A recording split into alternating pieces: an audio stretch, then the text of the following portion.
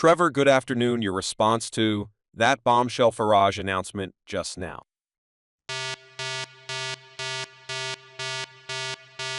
Well, I think we've just witnessed a seminal moment, a turning point in British political history. And I think that Nigel Farage will win in Clacton. And I think that he has thrown a bombshell into this election campaign, which will be extremely damaging to the Conservative Party, and I think will lead to long-term changes, which we can only guess at the I think that what he was hinting at about what he's learned on the streets about the underlying support for reform in the red wall in particular, but elsewhere too. I think that that is going to be borne out by polls now that he's actually thrown his head in the ring.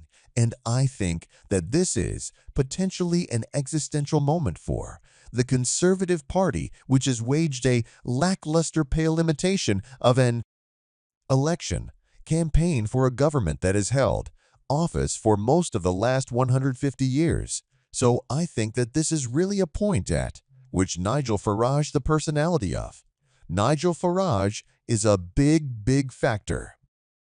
Here, as Benedict was saying, the fact that he is known simply as he's a household figure. He's commanded the headlines just now for 10 minutes on the BBC and lot longer here on Talk. But that is a mark of the theater.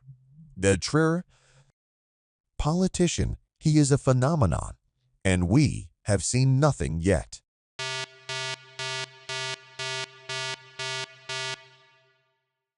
And it'd be very interesting, Trevor. We've contacted, and we'll have response from the Conservatives, Labour, Liberal, Dems, and the rest of the political parties in the next 2 hours. But it's very interesting when people are texting saying it's statesman-like, he's a sort of man that we feel, that we can follow, that sort of personality that has been sadly lacking. So far, my friend, thank you so much. Indeed, just a brief chat there with